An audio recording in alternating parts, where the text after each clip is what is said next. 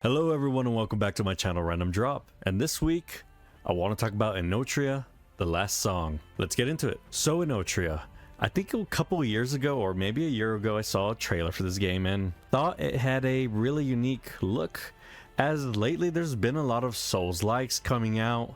Some, actually many, have been very bad to middling to forgettable, and then came along the likes of Lies of P, which is probably one of the best in the genre, honestly.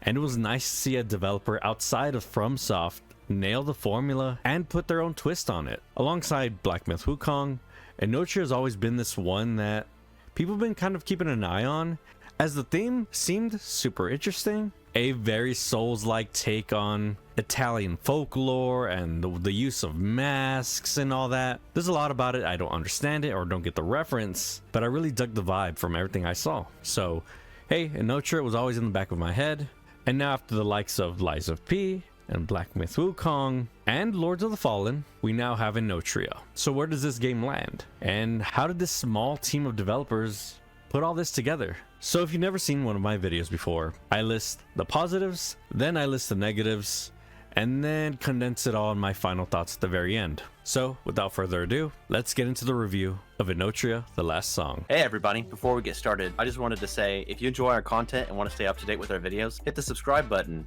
It really helps the channel. Thanks. So on to the video. Let's start with the positives. Hey, what are some of the reasons that I may want to purchase this game? So Enotria is a solid game overall, and I would say that if you are someone who loves the Souls series and is looking for another one to play because you've at this point probably played everything just like I have, it's a worthwhile entry. Now it does have its issues, but I'll get into that later. But the good things about this game are the things like, hey, it is a $50 price point. This game is not asking for $70, $60 and is a decent 20 to 25 hours depending on how you play the game and depending if you struggle on certain things or not. But as I played more through Enotria, it was confirmed to me that this setting is really cool, and I would like to see more games in this setting or unique takes on Souls like just like this. Again, it is all presented in this weird and vague fashion, and little lore books and snippets that are all told in the side with some NPC dialogue, but all really told through item descriptions and books of lore you find spread about. And you can dive into that stuff as deep as you want, but really what carried me through the game is what was next. What am I going to see next? What type of enemies, what type of bosses, what type of environments?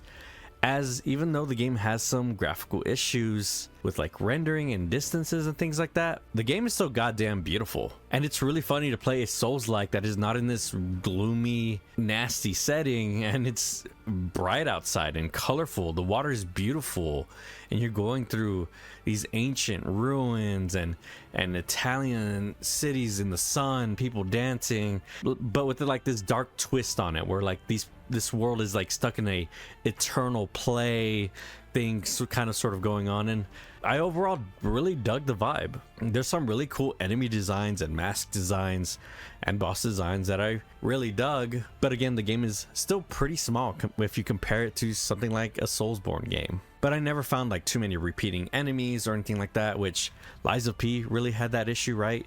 It's like there's a lot of enemies that were just puppets, and you know, those weird monsters that you fight in Lies of P, and the environments were nothing spectacularly to look at. It's like, oh, the city and then like a garbage dump and a factory, and it was never impressive to the eye. Lies of P's greatness kind of comes from a lot of the stuff in the background, but Enotria's strength is this setting is really fully realized, and you can tell these developers put a lot of thought and work into how they wanted to present this world to you.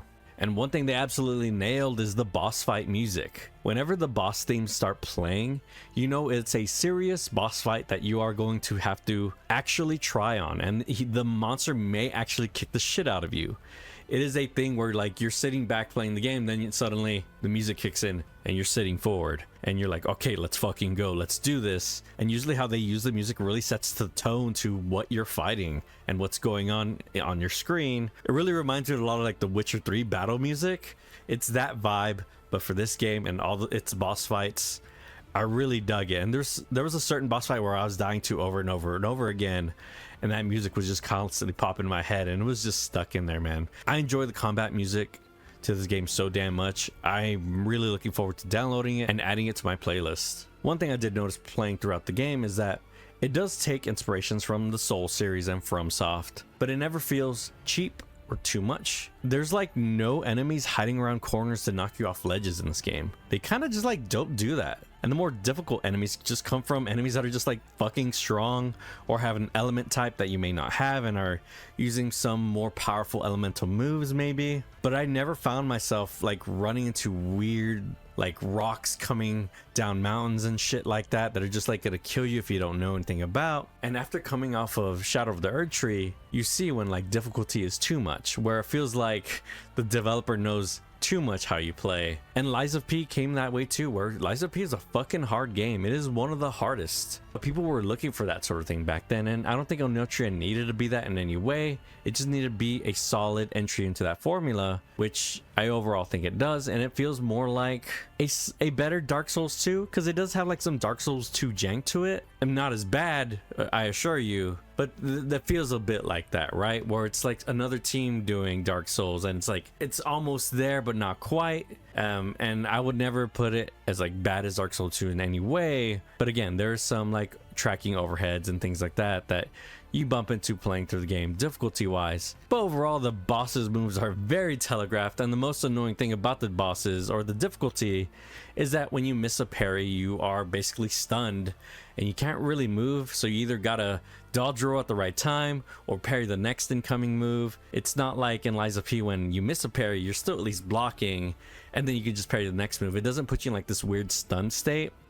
There's a lot of like loss of control in the character, which I was really off put at the start of the game, but then I just like, okay, I gotta reset and not play this like Lies of P. I gotta not play this like Dark Souls or Elden Ring. So how to use both the dodge and the parry, because in Lies of P you can pretty much do the whole goddamn game with the parry, and in Elden Ring, Dark Souls, you just dodge roll through everything. This game, you're gonna be needing to use a mix of both, and I very much had to reset that. And if you're not confident in parrying something, dodge roll out of it, because if you mess up parries, they're very punishing, or will put you in a state that you will get punished even further. But again, that's all a long way to say that the difficulty, there was a couple spikes here and there, but a lot of it was due to it being a new game and not understanding some things. But when I found my build and understood how the game worked and how I wanted to play through it, I rolled through that shit.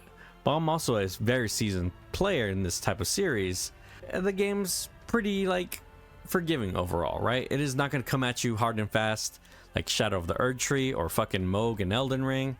There's nothing that hard in this game. It's overall like a solid difficulty. I felt challenged playing through it, and you could see the optional fights that are a bit more difficult than others, but overall the main line was like, oh hey, this is doable, or oh hey, this is not doable now, I could probably go level and come back. The next thing I want to talk about is how they nailed the feel of Souls level design. Even though this game is split up into like 3 to 4 parts, those sections are still all interconnected and make sense when you're traveling through them and discovering new items, new bosses, side areas, secrets, quests, and so forth. And they all look spectacular, but even if something looks spectacular but is designed like shit, like Black Myth Wukong, it's not fun to play through. I'm glad to say that Enotria's level design is like really good, like actually pretty up there. It's like some of like the best out there for Souls-like in the series, as like Lies of P levels design wasn't very great, and the main highlight of that game was the boss fights. And Black Myth Wukong,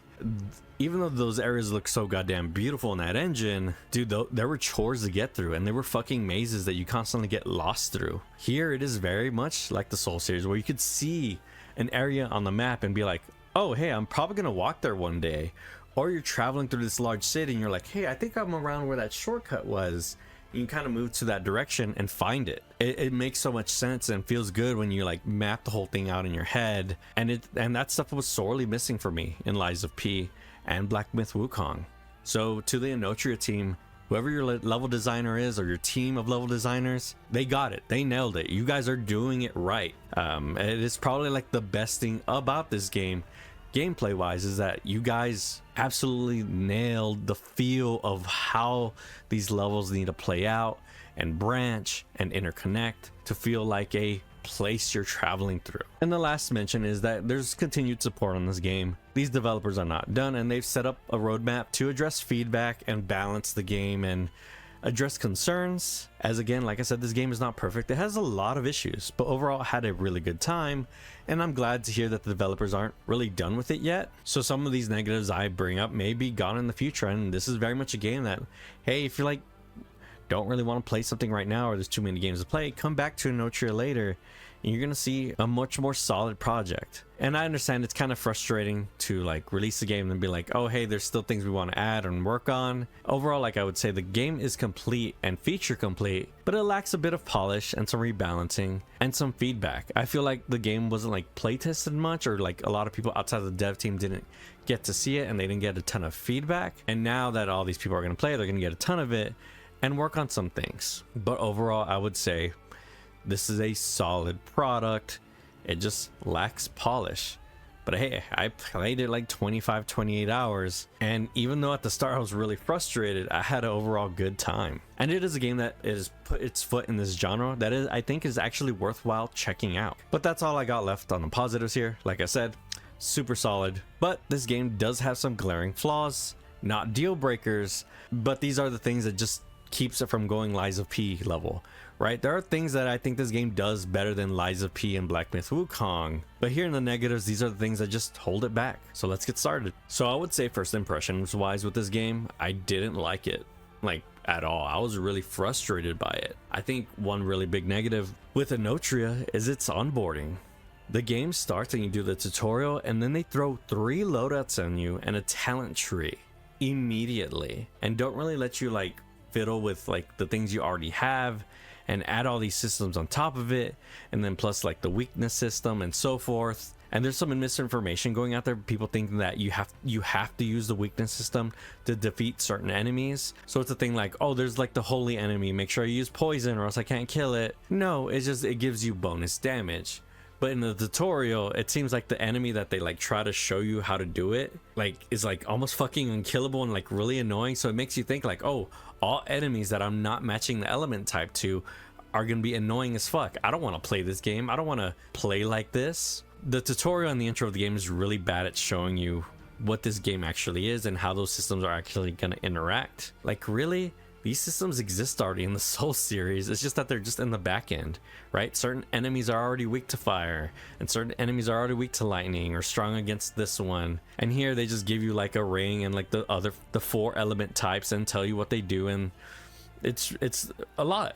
Especially with also the 3 loadouts and like the 8 different slots each loadout can have, and there's different forms you can go into depending on your mask line and so forth.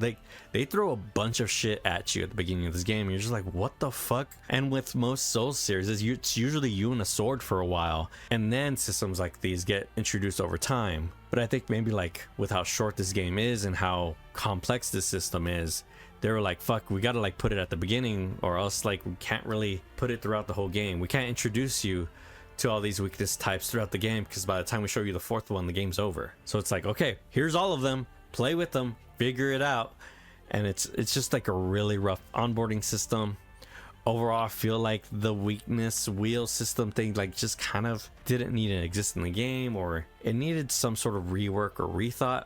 I overall did utilize it and use it, but it wasn't my most favorite part, and I feel like can be largely ignored, honestly. And with how customizable your character is in this game, the UI can't support it. So you're constantly getting tons of different weapons and items in this game, and different talents and points and masks to equip through and sort through. And when you go make a loadout, it's just like a fucking list. And by the end of the game, man, that list is so goddamn long, especially when you're trying to pick perks and sort through them and trying to figure out like how you want to make your build. You have to scroll it one by one through each of them, and they're not, you can only like sort them by new or oldest, and like all the red ones are like mixed in with the other ones, and maybe sometimes it's alphabetical. I don't fucking know, but it makes no sense. It really needed like a grid system like in Dark Souls, right, where you like see all the items in a grid rather than like these long lists they're giving you, because they're like really bulky and hard to use over time, Even at the beginning, they're really annoying to use. You get a weapon, you're like, fuck, I don't even know what I just got. Let me go through this list of items. So it makes like customizing your character and customizing those loadouts really annoying, and it feels like a lot of work. Like when you sit down to make a loadout, you're sitting there for a while reading a bunch of descriptions and trying to get it all together. Now, whenever I finally made my build and moved my build around, I did enjoy the system and like it, but the process of building it is, again, really annoying. And even though I found a build I like, I found that most of the choices just weren't interesting or very specific and didn't like really alter gameplay too much. There are some that you like make a more caster and rangy build where you're constantly using your mask lines, which is your spells that you build up after attacking and whatnot. And you can make builds where you build those faster, or more builds that are built on sustain and parrying, more on stamina and dodging. And there's little bits of interesting things that you can like spec into, but the way you're specking into that tree, it's not a talent tree. You're just unlocking more different things you can slot in. So it's more like you're unlocking a list of rings in Elden Ring rather than a talent tree in WoW or something like that, or a talent tree in Sekiro. So every time you're putting points into something, your character's not really growing. It's just giving you more options. And again, with how the UI is, you're like, man, fuck, I don't want to deal with all that. So at some point, like I ignore that system for quite a while until like I start hitting walls where like I need a bit more power. Okay, let me figure out which of these are actually fucking useful. Okay, this one's useful. This one's useful. This one's too highly specific. This one seems super situational. Right, and it just ends in a really just large hodgepodge of like unexciting choices, with a few ones that are like, oh, these are okay, these are all right. But I've never felt excited when I was unlocking a new talent in the tree to slot in to my character. Just a lot of the customization isn't very exciting and just kind of like not needed. Like initially when I thought about the mask system in this game, I thought it was like, oh, you're gonna find masks, and when you equip the mask you get like maybe a different move set on how you attack and a different weapon. And the reason they're giving you these 3 loadouts is that you want to have 3 different mask dudes so that you can switch between to have 3 different play styles.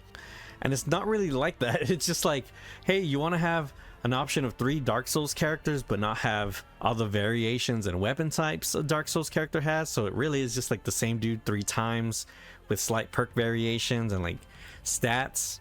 Here you go. They're gonna mostly play the same for the most part, and really you only need one of them. There's never gonna be a part in this game where they're like, man, you completely need to have a certain type of build to get through the game. Nah, man, you can make a fucking stabby boy and get through most of it. So so at the end of the day, by come off of like all the customization, kind of feel like busy work or overcomplicated. I did like how the game played when I was playing through it and using the different mask lines and abilities, because when I found my build and was actually playing through the game and doing the actual loop, it was fun. But anytime I had to stare at that fucking loadout screen, I found it to feel like busy work. And one thing that didn't help is the weapon variety. There's a decent amount of weapons and weapon variety in that way, right? Hammers, two-handers, one-handers, colossal weapons, and so forth. But the thing is that like once you find a longsword, that longsword moveset is the same for every other longsword. So the difference between longsword A and longsword B is just how the scaling is. And maybe it's a different element type, and maybe it just looks different, but there's nothing like really unique or special about those weapons. So if you find a saber that you like, there's not going to be another saber in the game that like has a different ability or a different R2 or anything like that. They're all going to play the same. So there's a ton of weapon classes in this game, but the actual variation between each weapon in a class is like super negligible and ignorable, or just unexciting, really. It's like, oh, this one does holy damage. So fun. Oh my god. And there's times where you'll see like enemies use a weapon and be like, oh man, that weapon dropped off of them. That looks really cool. They had this cool move set. Like this assassin chick, she was like doing dashes and shit. You get the weapon and it's just the regular longsword attack. And you're just like, oh fuck. That sucks. So whenever you have these 3 loadouts to build off of, I found myself being like, found the 2 weapons I like, and I just look at the other builds and be like, what do I slot in here? I like pretty much got everything covered. Okay, maybe this one has like a certain element type, but overall they play the same, and there's nothing like exciting.